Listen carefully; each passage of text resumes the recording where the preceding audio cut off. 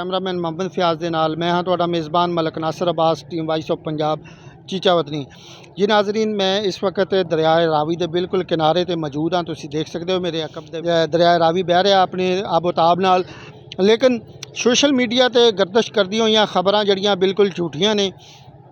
बिल्कुल इस वक्त पानी की जी कंडीशन है या पानी का फ्लो है वो बिल्कुल कम है, इतना ज़्यादा डेंजरस नहीं है। इस वक्त जी मौजूदा सूरत हाल है दरिया रावी के पुल की, वो इस वक्त 31,500 क्यूसिक जड़ा रावी पुल का बहाव है।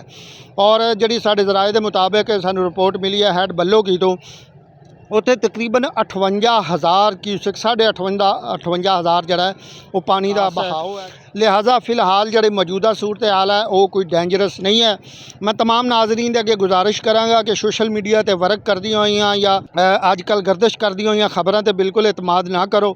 इस वक्त बिल्कुल ऐसी कोई हालत नहीं है। मैं तुहानू दरियाए रावी के पुल की कंडीशन भी दिखाना वा कि कुछ खबरां मैं खुद भी वेखियां ने कि वो कह रहे हैं जी दरिया के पुल के नाल पानी लग गया है, पानी बहुत ज़्यादा नुकसान कर रहा है।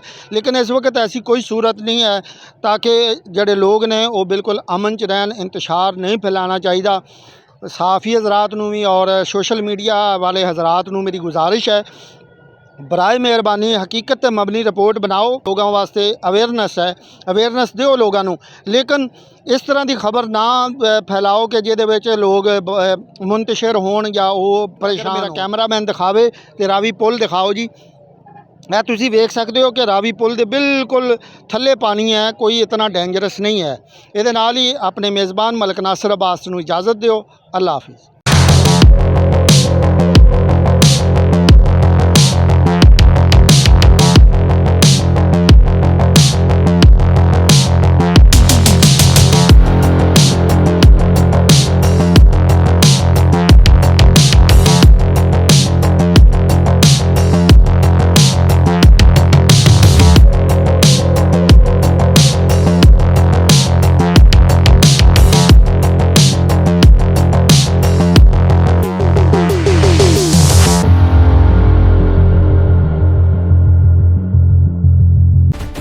Voice of Punjab